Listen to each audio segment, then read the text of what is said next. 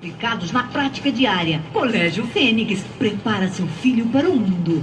Fênix em Guaratinguetá é um sistema Anglo. Colégio Fênix, há 5 anos, o primeiro no Enem em Guaratinguetá. Diversidade. Buscar na diferença, diversão, mudança de rumo, encontrar nossa unidade. Ouça. Diversidade. Aponta, ensina, une. Brasil, sei lá, eu não vi na terra inteira o que nessa terra dá.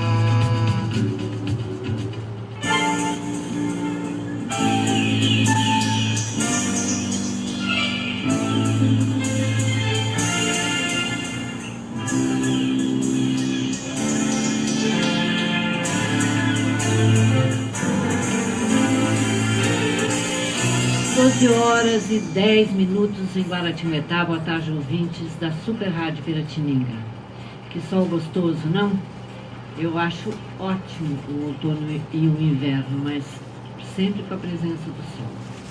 Quando começa a ficar chovendo sem parar e muito frio, aí é complicado pro meu corpo. Meu corpo sente. Manual prático. Vida feliz passo a passo. Como fiscalizar a prefeitura é o nosso tema para hoje, segunda-feira, fechando o mês de maio e abrindo o mês de junho, né? Acho que temos coisas importantíssimas para aprender com este tema bem interessante, que faz parte da nossa vida como cidadãos. Ele faz parte da revista Sorria, que é uma revista que eu sugiro que vocês entrem em contato com essa revista. Ela é uma revista ótima, assim como nós temos revistas ótimas que eu uso sempre aqui, A Vida Simples, Bons Fluidos. E ela é uma revista barata e que você, comprando, você ajuda o Instituto Ayrton Senna, que trabalha com crianças, né, que se dedica, né, à educação de crianças, e o GRAAC, que é um grupo de apoio às crianças com câncer, é um hospital que tem aqui em São José dos Campos. Então, além de você comprar uma revista ótima, com assuntos interessantíssimos, sempre muito atuais, sempre diferentes, barata, bem feita, e você ainda ajuda 2 entidades fantásticas. O Instituto Ayrton Senna, que trabalha com educação, e o grupo de apoio às crianças com câncer do hospital aqui de São José dos Campos. Então vamos aprender como fiscalizar a nossa prefeitura? Será que o dinheiro público é utilizado corretamente pela administração da nossa cidade? Veja como você e seus vizinhos podem investigar a aplicação desses recursos combatendo a corrupção. É uma questão que a gente tem que se apropriar.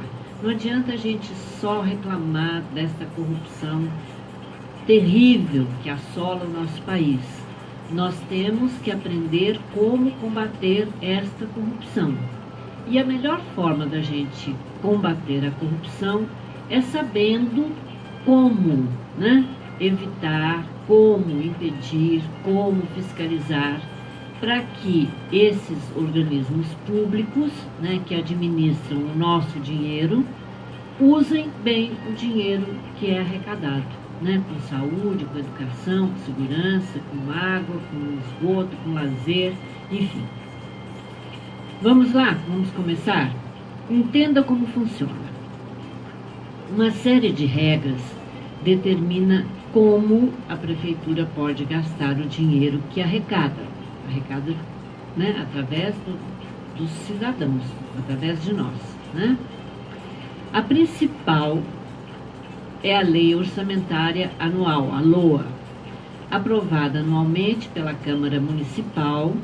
Ela prevê as receitas que deverão acontecer no ano seguinte e define o destino desses recursos no mesmo período. Além disso, na hora de fazer uma compra ou contratar um serviço, salvo algumas exceções, o Poder Executivo Municipal precisa fazer uma licitação, ou seja, abrir concorrência entre diversas empresas para garantir que o negócio seja o mais vantajoso e isento possível.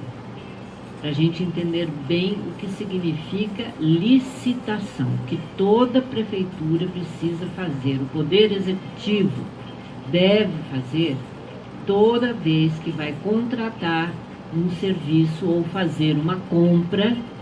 O Poder Executivo tem que fazer esta licitação. Abrir uma concorrência entre diversas empresas para garantir que a compra ou o serviço seja o mais vantajoso e isento possível. Ou seja, vantajoso no sentido de ser um serviço bem feito e o mais econômico possível, né? É importante associar as duas coisas. Não adianta só ser econômico e ser um serviço mal feito. Não. O serviço tem que ser bom e o preço tem que ser justo. Não é isso que a gente quer? É isso que a gente merece. Um serviço bom, de qualidade, por um preço justo. Segundo passo. Acompanhe de perto. O orçamento da prefeitura, antes de ser votado pelos vereadores, precisa ser debatido em pelo menos 2 audiências públicas. Qualquer cidadão pode participar gratuitamente desses eventos, dando sugestões. Qualquer um de nós pode participar de audiências públicas e dar a nossa sugestão. A prefeitura deve divulgar com antecedência onde e quando as audiências vão ocorrer. Para acompanhar a execução do orçamento, a dica é fazer uso da Lei de Acesso à Informação, a LAI, de 2011. Ela obriga os órgãos públicos a divulgar dados de interesse coletivo, como, por exemplo, dia e hora e onde vai acontecer a audiência pública para que a gente possa participar. Entre eles, informações sobre licitações, gastos e repasses de recursos. Então, lembrem-se que nós podemos usar também a lei do acesso à informação. Terceiro passo, direito de saber. A Lei de Acesso à Informação determina uma lista mínima de informações que as prefeituras devem divulgar em seus sites na internet, mesmo que ninguém solicite. Existe uma lista mínima de informações que as prefeituras devem divulgar em seus sites na internet, mesmo que ninguém solicite. Um desses itens são os registros de todos repasses e transferências de recursos. Dados de... O que é esse transferência de recurso? A prefeitura recebe um dinheiro, por exemplo, e ela tem que deixar claro para onde este dinheiro está sendo repassado. É para uma creche? É para o asilo? É para a Santa Casa? Né? É para como se diz, um grupo que trabalhe com educação ou com lazer, né? Ela precisa deixar isso claro. Dados indisponíveis no canal online podem ser requisitados através de qualquer outro meio. A prefeitura terá prazo de resposta de 20 dias, que pode ser prorrogado por mais 10. Se tiver problemas, se você quiser acessar alguma coisa, alguma informação, e se você tiver problemas, busque apoio do Ministério Público. Para saber mais sobre a LAI, que é a Lei de Acesso à Informação, acesse esta cartilha. Tome nota: bit.ly/mais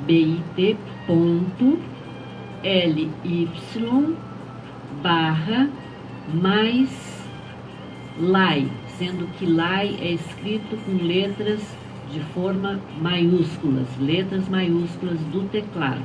Vou repetir. bit.ly/+ly,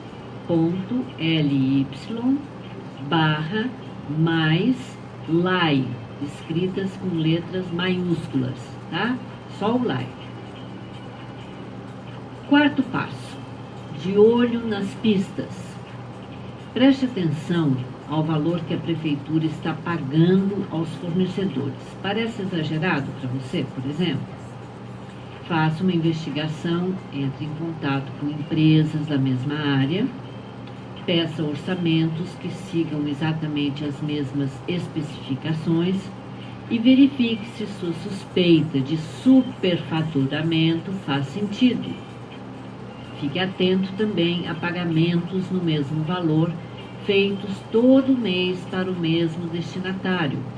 Pode ser um indício de desvio para uma empresa fantasma. Vá até o endereço da companhia e cheque se ela realmente existe e se atua no ramo indicado nos registros da prefeitura. Essa também é uma forma, é um direito que temos, tá, como cidadãos, de investigar. Se a gente achar, por exemplo, que é um valor exagerado que está sendo pago a um fornecedor, né, através dessa lei de acesso à informação que a gente tem direito de investigar, né, o que está acontecendo. Quinto passo, ponha a boca no trombone. Se você encontrou uma possível irregularidade, é hora de levar a questão adiante. Reúna os indícios, quanto mais detalhados, né, as provas, quanto mais detalhados, melhor. E encaminhe-os ao Ministério Público da sua cidade ou região. Caso sua denúncia seja aceita, o caso será investigado e os responsáveis podem ser punidos. Outro caminho é buscar a Câmara de Vereadores, que tem entre suas atribuições a fiscalização do Poder Executivo Municipal. São nossos vereadores que devem fiscalizar o Poder Executivo Municipal. Neste caso, sua denúncia pode levar à criação de uma comissão especial de investigação. Então, caso a gente tenha alguma suspeita, investigue e veja que tem sentido nessa suspeita, nós podemos denunciar, devemos denunciar de duas formas. Ou levando todas essas provas o mais detalhado possível para o Ministério Público da nossa cidade ou da região, ou procurando os nossos vereadores na Câmara Municipal, porque são eles os responsáveis principais por fiscalizar o Poder Executivo. Ok? Sexto passo. Esse eu acho que é muito importante da gente aprender. Haja em grupo. Mesmo numa cidade pequena, o volume de transações da prefeitura é grande demais para uma pessoa sozinha dar conta da fiscalização. Seu trabalho vai ser muito mais eficiente se você atuar coletivamente. Antes de começar, vale a pena verificar se já existe um grupo de cidadãos na sua cidade mobilizado nesse sentido de fiscalizar. Cheque nos sites da Amarribo. E quer tomar nota do site da Amarribo? bit.ly/Amarribo_rede. Vou repetir. bit.ly/Amarribo_rede. Saiba mais ao lado e do Observatório Social do Brasil, que é bit.ly/OSB em letras maiúsculas, OSB em letras maiúsculas, _rede. Essas duas organizações, a Amarribo e o Observatório Social do Brasil, são voltadas à fiscalização de prefeituras. tem núcleos municipais espalhados pelo país. Esse pessoal da Amarribo fez um trabalho de fiscalização fantástico e depois acabaram publicando um livro sobre esse trabalho de combate à corrupção na Prefeitura de Ribeirão Bonito.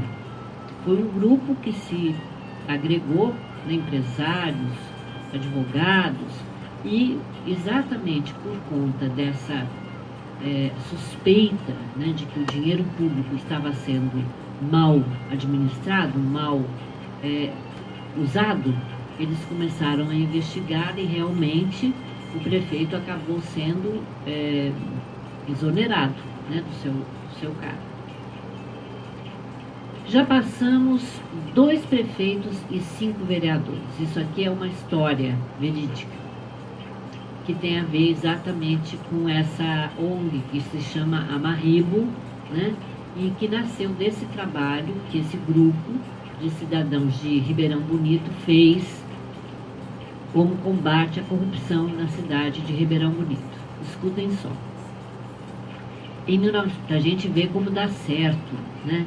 Como agir em grupo, agir coletivamente, quando a gente tem uma suspeita, vale a pena. Nós estamos trabalhando a favor da nossa cidade, da nossa gente e do nosso país, lógico. Cada feridinha dessa, né, que a gente cura, é como o nosso corpo. Cada feridinha do nosso corpo que a gente cura, a gente está favorecendo a cura do corpo todo, não é isso? A mesma coisa com a corrupção. Em 1999, moradores de Ribeirão Bonito, São Paulo, se uniram para fazer algo pelo município. Assim surgiu a Amarribo, Amigos Associados de Ribeirão Bonito. Recuperamos o hospital, criamos uma rádio comunitária, fizemos uma campanha para a instalação de um trevo rodoviário. Enquanto trabalhávamos nessas ações, chegaram até nós denúncias de corrupção na prefeitura. Notas fiscais frias, desvio de merenda escolar e contratos ilícitos. Então mudamos nosso foco, passando a fiscalizar e investigar a administração municipal. Fizemos uma denúncia ao Ministério Público e, por meio de audiências públicas, mobilizamos a população para pressionar a Câmara de Vereadores. Foi criada uma comissão especial de investigação e o prefeito foi cassado. Desde então, cassamos outro prefeito e mais 5 vereadores, para vocês verem como a aprendizagem, né, a pessoa desistir mesmo de usar mal esses recursos demora. Quer dizer, um foi cassado por mau uso, entrou outro, o outro foi cassado pelo mesmo motivo e além desse outro prefeito, mais 5 vereadores. O pessoal insiste, né, em se manter na linha errada, né? Cidadãos de várias cidades nos procuraram a fim de formar ONGs semelhantes. Hoje, a Rede Amarribo Brasil conta com mais de 220 grupos espalhados pelo país. Legal, né? Então, é isso. É uma rede, né, uma ONG, que nasceu desse envolvimento de um grupo de cidadãos para fazer algumas coisas boas pela cidade e, no meio desse processo, eles começaram a receber denúncias, né, de mau uso do dinheiro dentro da administração pública. Contratos ilícitos, desvio de dinheiro da merenda, né? E começaram, né, mudaram então o foco, começaram a investigar, levantaram essas provas, levaram para o Ministério Público, depois fizeram um trabalho de uma comissão, né, especial para investigar isso através da Câmara de Vereadores, da Câmara Municipal, e conseguiram então caçar 2 prefeitos e 5 vereadores. Para vocês verem, né, para a gente ter essa clareza que isto acontece, né, não é só lá, né, em Brasília, como a gente está vendo, não. Né? Nas nossas prefeituras isto também está presente, que é uma feridinha que vai se alastrando, que faz parte, na verdade, da nossa humanidade ainda tão ignorante, gananciosa, né? Que quer mais do que é necessário para si. O que é público é para ser usado com a coletividade, né? Para bem da nossa saúde, da nossa educação, da nossa segurança, do saneamento básico, do nosso lazer, né? É para isso que o dinheiro arrecadado deve ser usado. Então tá aí, minha gente, como fiscalizar a prefeitura, né? Vocês receberam hoje assim os passos fundamentais, né? Isto é um direito nosso, nós podemos e devemos fazer se tivermos suspeitas, né? E devemos fazer isso sempre pelos meios legais, pelos caminhos legais e sempre com educação. Tudo que a gente vai fazer, nós podemos fazer sempre pelos meios legais e com muita educação, porque é por aí que a gente realmente consegue fazer as mudanças tão fundamentais e tão necessárias que nós precisamos fazer para o nosso país, né? Realmente ser esse país que é, né? Um país poderoso, forte, rico, né? Com uma terra maravilhosa, com um povo maravilhoso, inteligente, criativo, capaz e que precisa também ganhar novamente a sua, resgatar a sua dignidade como povo e resgatar uma coisa que eu acho que foi muito importante um dia que eu li para vocês, um artigo escrito pelo Cristóvão Buarque, que é um dos nossos grandes, né, lá no Congresso, a capacidade de sermos solidários, né? Quando a gente começa a trabalhar em conjunto, né, em grupo, a gente vai realmente desenvolvendo esse sentido de solidariedade, de valorizar o povo brasileiro, o nosso povo, né?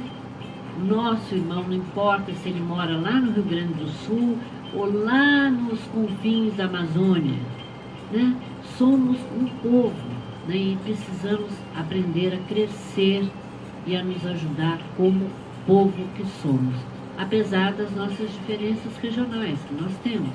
Mas exatamente por causa dessas diferenças é fundamental que cada um vá fazendo a sua parte e daqui a pouco a gente está envolvendo todo mundo, né, num movimento muito positivo, né, muito solidário. Então esse é parte do nosso papo de hoje. O outro papo muito legal que está aqui nessa mesma revista, Sorria, faz parte da gente que faz um problema e muitas soluções. Já para a rua, chama-se esse texto. Espaços públicos bem cuidados são cruciais para a qualidade de vida nas nossas cidades, sem dúvida. Vamos ver alguns projetos que lutam a favor dessa causa, né, de espaços públicos, melhorando a qualidade de vida das nossas cidades. Em que cidade você prefere viver? Em uma cujos moradores não se sentem seguros nem estimulados a sair de casa, ou em outra cidade onde haja convívio sadio e estimulante entre todos? A resposta parece óbvia, não é? Mas na prática, resgatar nosso contato com os espaços públicos tem sido um dos maiores desafios urbanísticos do século XXI. E é verdade, né? E esse desafio não é só aqui no Brasil, não. É também em outras grandes capitais no mundo todo. Importamos para o Brasil um modelo americano de cidade fortemente centrado nos automóveis, que tem como principal centro de lazer e convivência os shopping centers, não é verdade? A gente importou isso dos Estados Unidos. Observam a arquiteta e urbanista Juliana Barsi e Paola Santiago, fundadora da empresa Conexão Cultural, que promove a ocupação criativa de espaços públicos.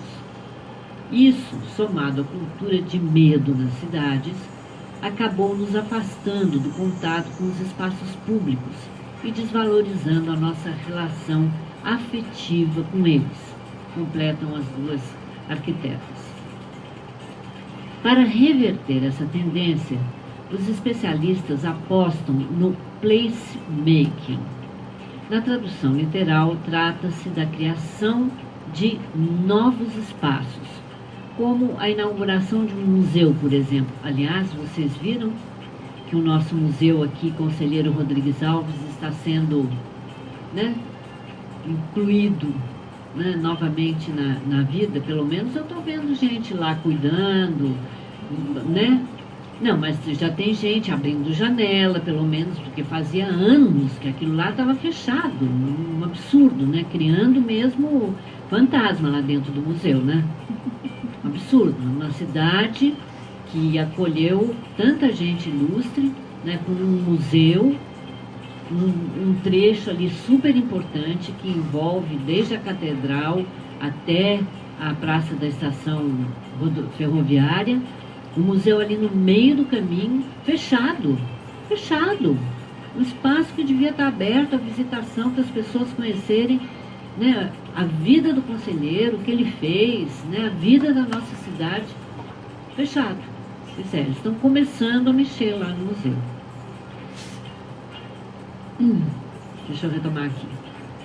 O conceito também se estende para a recuperação de um lugar público degradado, como é no caso do museu, como a reforma de uma praça abandonada, levando novamente as pessoas a frequentar tal local, reapropriando-se dele. Esse processo não precisa ser feito apenas pelo governo. Cada vez mais cidadãos e empresas têm trabalhado nesse sentido, pois os benefícios atingem a sociedade de forma ampla. Quando vivemos intensamente a cidade, temos uma maior sensação de segurança, confiamos mais nas pessoas, rompemos nossos preconceitos, afirmam Juliana e Paola. Elas lembram que há vantagens até para o meio ambiente, já que a maior oferta de lazer público diminui a necessidade de deslocamentos de grandes distâncias, reduzindo, por exemplo, a poluição causada pelo trânsito, pelo maior uso do carro, né? O geógrafo britânico David Harvey, autor do livro Cidades Rebeldes, vai além. Diz ele: a liberdade de criar e recriar a cidade em que vivemos e a nós mesmos é o mais precioso e o mais negligenciado dos direitos humanos. Se você concorda com essa visão, vai gostar de conhecer os projetos que eu vou ler a seguir, que ajudam a fazer das ruas não apenas espaços de passagem, mas também pontos de encontro. Temos tantos lugares públicos tão interessantes, né? Inclusive a nossa praça principal, a Praça de São Benedito, a Praça de Santa Rita, a Praça aqui da Catedral, não é? A Praça da Estação Ferroviária, os parques ecológicos, as avenidas, né? Toda a praça, em todo o bairro, é um lugar público, é um ponto de encontro. Vamos aprender como é possível valorizar esses espaços para o nosso bem-estar, para o nosso benefício, para a nossa qualidade de vida? Primeira sugestão: levar lazer onde não há.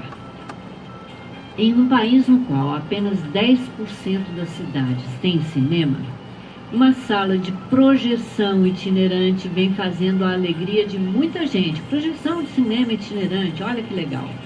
Chama-se Cine Solar, projeto da produtora cultural Brazuca, de São Paulo.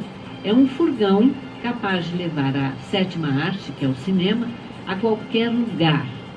Ele carrega um telão dobrável de 200 polegadas, projetor, 200 cadeiras e equipamento de som e de luz. E não é preciso haver rede elétrica. A energia vem de painéis solares instalados no teto do veículo. Desde 2013, quando surgiu, já percorreu cerca de 130 municípios em todo o país, passando inclusive por aldeias indígenas e comunidades quilombolas, que são as comunidades dos negros. O patrocínio, em geral, vem de editais de cultura. O projeto também oferece oficinas, ensinando crianças e jovens a criar as próprias narrativas, editando vídeos captados com celulares e convidando os moradores a entender como a energia solar pode ser transformada em eletricidade. O Cine Solar já levou lazer gratuito a mais de 40 mil pessoas. Se você se interessar por esse projeto, super interessante, onde as comunidades, né, desde comunidades indígenas e quilombolas no país inteiro recebem, né, o cinema no seu lugar, né? Além disso, elas começam a compreender o que é a energia solar. Saiba mais em www.brazuca, sendo que esse Brazuca é escrito com Z e com H depois do A, brazuca.com.br. Segunda solução, ocupar lugares que já existem. O publicitário Rodrigo Moitrel, do Rio de Janeiro, ficava frustrado por ter poucas opções para se divertir ao ar livre com seu filho fora do ambiente das praias. Assim, decidiu criar o movimento Rio ao Ar Livre, por meio do qual, com autorização da Prefeitura, realiza eventos gratuitos, abertos ao público em áreas do centro da cidade, como o Campo de Santana, a Cinelândia e a Praça Mahatma Gandhi. Desde o ano passado, já foram 24 festivais que acontecem quinzenalmente. Os eventos incluem shows de blues e jazz, comida de rua, esporte ao ar livre, oficinas de arte e brincadeiras para as crianças. A Prefeitura apoia, disponibilizando a presença de guardas municipais e serviço de coleta de lixo. No mais, todos os recursos saem do bolso de Rodrigo, que estima já ter investido cerca de R$150 mil sem nenhum retorno financeiro. É muito legal ver gente que há anos não frequentava as praças do centro, sentar lá e ficar ouvindo música. Você pode saber mais a respeito desse projeto, muito interessante também, ainda mais uma pessoa que pode, né, ofertar isso para o público, né, e não se importar com ter um retorno, é gratuito. fb.com/movimento Rio ao Ar Livre, tudo junto. Franklin, eu estou no meu horário? Estou no meu horário? Então, olha, as outras soluções... Não, quanto tempo que eu tenho disponível? Eu tenho disponível 5 minutos? Então tá ótimo. Terceira solução, abrir espaços às pessoas. Em 2007, o grupo ativista Ciclo Iguaçu, de Curitiba, instalou mesas e cadeiras em 6 vagas de estacionamento, na rua mesmo, ao lado da calçada. A ideia era chamar atenção para a falta de espaços seguros, onde as pessoas pudessem simplesmente parar em plena cidade. Alguns moradores apoiaram a iniciativa, levando café e disponibilizando a senha do Wi-Fi. Quase uma década depois, a Prefeitura endossou a proposta. Em 2016, um decreto municipal criou o projeto Vaga Viva, que consiste na instalação de mobiliário urbano, bancos, floreiras, paraciclos e espaços das ruas antes reservados ao estacionamento de automóveis. O programa é gerido pela Secretaria de Trânsito de Curitiba. A instalação dos equipamentos pode ser feita tanto pela Prefeitura quanto pela iniciativa privada, que nesse caso fica responsável pela manutenção. Ainda em fase de testes, o projeto resultou, até agora, na criação de apenas 3 vagas vivas. Você também pode buscar, né, mais informação sobre esse projeto, que já acontece em Curitiba, através do site www.cetran.curitiba.pr.gov.br. Quarta solução: reciclar o prazer de estar na rua. Se o lixo é a matéria-prima mais abundante no nosso planeta, e os espaços públicos de lazer são tão escassos, por que não conectar essas duas necessidades? Essa foi a ideia do coletivo Bassurama ao criar o projeto Cidades para Brincar. O grupo surgiu em 2001 na Espanha, mas atua em várias partes do mundo. Em 2013, durante a Virada Cultural de São Paulo, seus integrantes instalaram balanços feitos de pneus em 2 viadutos emblemáticos da capital paulista, o Minhocão e o Viaduto do Chá. Em 2015, no Rio de Janeiro, no Espaço Cultural Casa Daros, eles criaram brinquedos feitos de tonéis de metal.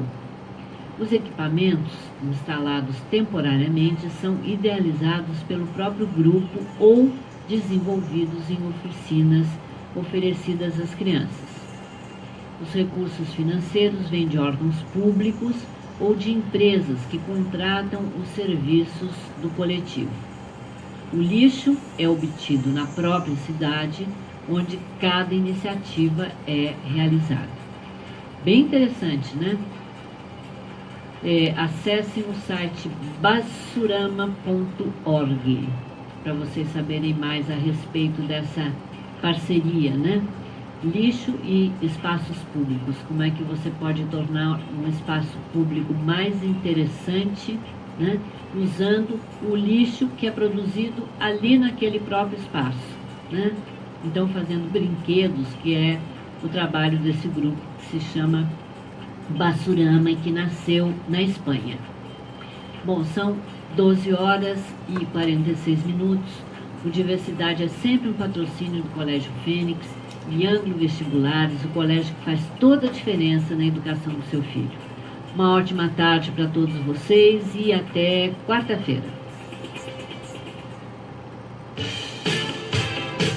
Nosso sistema de ensino faz a sua ferinha gostar de aprender. Do maternal ao ensino médio, os melhores métodos aplicados na prática diária. Colégio Fênix prepara seu filho para o mundo.